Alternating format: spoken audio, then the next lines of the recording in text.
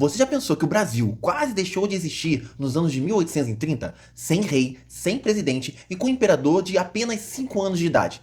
Parecia até piada, mas não foi. Nesse tempo que a gente chama de período regencial, o país virou um barril de pólvora. Revoltas explodindo por todo lado, províncias querendo se separar, liberais e conservadores se engalfinhando pelo poder. Foi uma época caótica, mas fundamental para entender o Brasil que a gente conhece hoje. E olha só, se você curte história, contada de um jeito leve e direto, já deixa o like agora. Isso ajuda muito o canal a alcançar mais gente. E aproveita também para se inscrever, porque todo vídeo eu falo isso. Apenas 20% de quem assiste aos vídeos são inscritos e são membros da nossa comunidade de viajantes. Bora aumentar essa família? Eu sou Augusto Silva, professor de História, e hoje a gente vai viajar juntos pelo período em que o Brasil esteve à beira de se despedaçar.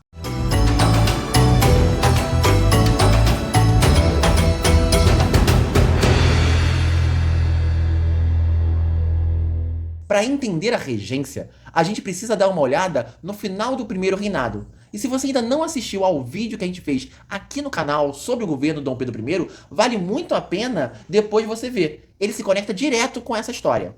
O Dom Pedro I já estava cercado de crises, impopular entre as elites, pressionado pelo povo que sofria com a economia em frangalhos e, além disso, acusado de governar mais como português do que como brasileiro. Ele não aguentou a pressão e abdicou. Só que o herdeiro, o Dom Pedro II, tinha apenas 5 anos de idade. E aí, como governar um país gigantesco sem imperador adulto? É aí que entra a regência.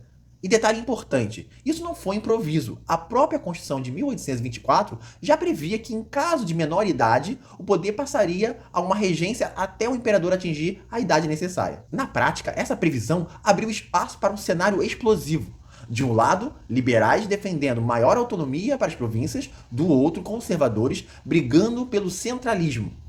E no meio desse ringue, o povo e suas próprias lutas, quase sempre deixados de lado. Assim que Dom Pedro I abdicou, a gente não ficou no vácuo. Veio a regência trina provisória. 3 nomes escolhidos às pressas: o Vergueiro, o Carneiro de Campos e Lima e Silva. Para assegurar as pontas, eles promoveram algumas medidas de emergência: anistia política, troca de portugueses por brasileiros em cargos chaves e a tentativa de acalmar tropas e as ruas.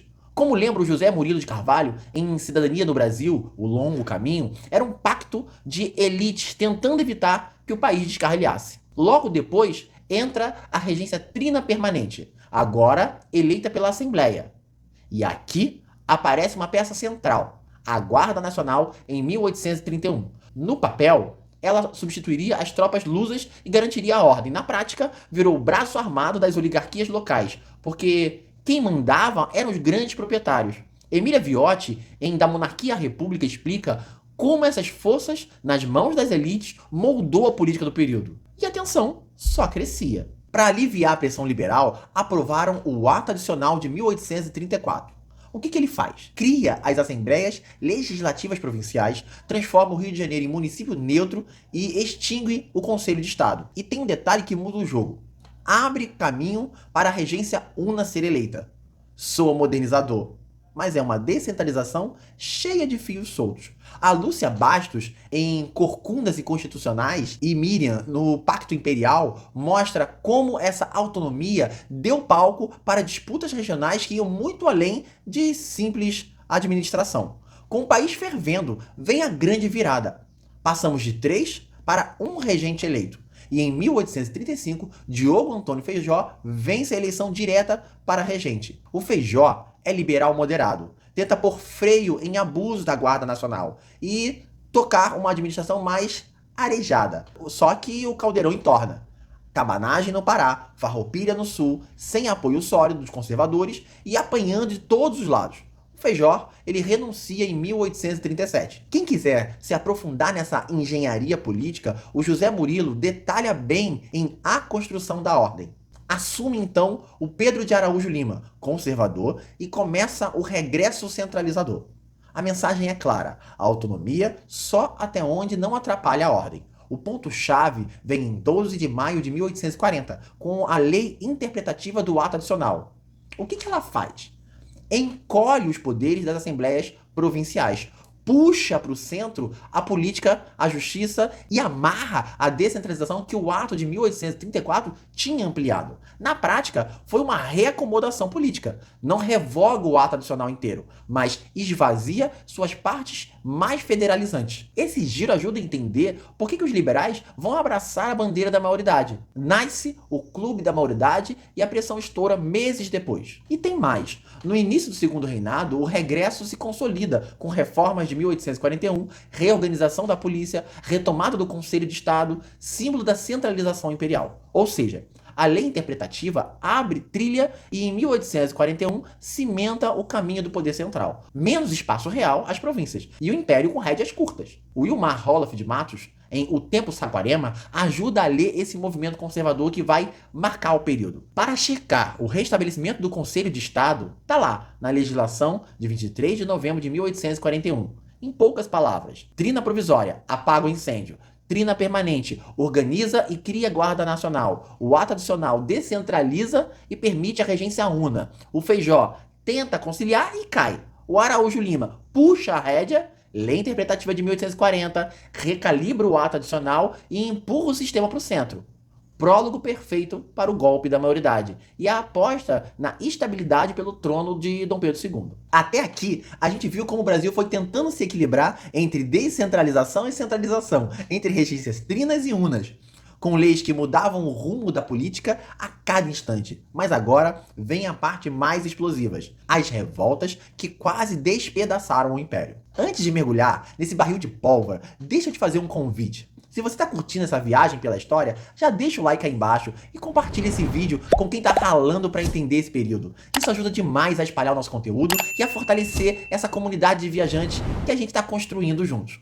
Pronto? Então vamos ver como o Brasil virou palco das revoltas que iam de norte a sul do país. Se no centro do poder o Brasil já parecia dividido entre liberais e conservadores, nas províncias a situação era ainda mais dramática. O período regencial foi atravessado por uma sucessão de revoltas, cada uma com causas específicas, mas todas mostrando que a unidade nacional estava por um fio.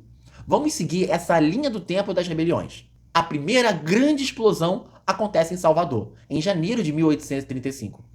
A Revolta dos Malês era uma insurreição de escravizados e libertos africanos muçulmanos. Eles eram chamados de malês e muitos sabiam ler e escrever em árabe, o que lhes permitiu planejar um levante bem articulado. As motivações vinham do cotidiano: castigos brutais, violência policial sobre as comunidades africanas e o medo das elites diante do islamismo, visto como uma ameaça. O objetivo era claro: acabar com a escravidão, derrubar o domínio dos brancos e instaurar uma ordem inspirada em sua fé e costumes.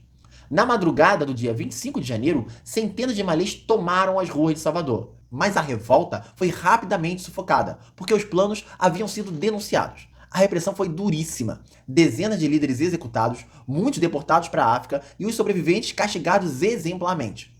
Como lembra João José Reis em A Rebelião Escrava no Brasil, a revolta foi breve, mas mostrou a capacidade de organização dos africanos na diáspora e deixou as elites em pânico com a possibilidade de novos levantes. Enquanto isso, no norte, também em 1835, começou a cabanagem no Pará. Aqui, a base era diferente: indígenas, caboclos, ribeirinhos e mestiços pobres, que viviam em cabanas de palha, e daí vem o nome. A revolta surgiu da exclusão política e da pobreza extrema. As elites locais se revezavam no poder e ignoravam completamente as camadas populares. O objetivo era tomar o controle da província, mudar a ordem social e, por um tempo, eles conseguiram. Em janeiro de 1835, os cabanos tomaram Belém e instalaram um governo popular. Foi um momento raro em que os setores marginalizados assumiram o poder. Só que a resposta do Império foi brutal. Tropas foram enviadas, a repressão se estendeu por 5 anos e deixou cerca de 30 mil mortos, quase 20% da população do Pará. Como aponta Emília Viotti da Costa, em Da Monarquia à República, um livro que a gente já citou aqui, a cabanagem revelou o potencial revolucionário das massas, mas também o quanto o Império estava disposto a usar a violência para manter a unidade. Também em 1835, mas no extremo sul, surgiu a Revolução Farroupilha, a mais longa das revoltas regenciais. Ao contrário da cabanagem, aqui, quem puxa o movimento eram as elites estancieiras gaúchas. O estopim foi econômico. altos impostos sobre o charque produzido no sul e a preferência do governo central pelo charque importado do Uruguai e da Argentina. As elites gaúchas queriam autonomia política e vantagens comerciais. E em 1836 proclamaram a República Rio-Grandense. Em 1839, aliados em Santa Catarina criaram a República Juliana. Apesar da retórica liberal e republicana, a revolta tinha contradições profundas. Muitos pobres e escravizados lutaram, inclusive os famosos lanceiros negros. Mas ao final, foram traídos e massacrados no episódio de Porongos. A guerra durou 10 anos e terminou em 1845 com a Paz de Poncho Verde. Anistia aos líderes, integração ao império e algumas concessões econômicas. A historiadora Sandra Pasamento, em A Revolução Farroupilha, lembra que foi uma guerra mais das elites por privilégios regionais do que uma luta por libertação social. Mas ela entrou para o imaginário gaúcho como símbolo de bravura e resistência. 2 anos depois, em 1837, foi a vez da Bahia voltar a ferver com a Sabinada. Diferente da Revolta dos Malês, que foi popular e religiosa, a Sabinada foi conduzida por setores médios urbanos liderados pelo médico Francisco Sabino. As motivações eram a insatisfação com o governo central e a defesa da autonomia baiana. O objetivo era criar uma república provisória, que duraria até Dom Pedro II atingisse a maioridade. Não era separatismo definitivo, mas um recado de que a Bahia queria se autogovernar enquanto o país vivia a instabilidade da regência. Durante alguns meses, Salvador foi controlada pelos sabinos, mas em março de 1838 as tropas imperiais retomam a cidade, prendem os líderes e impõem uma repressão dura. A Sabinada mostrou que não eram apenas os pobres que contestavam a regência. Setores médios também se insurgiam contra essa política centralista do Rio de Janeiro. A última grande revolta regencial foi a Balaiada, iniciada em 1838 no Maranhão e no Piauí.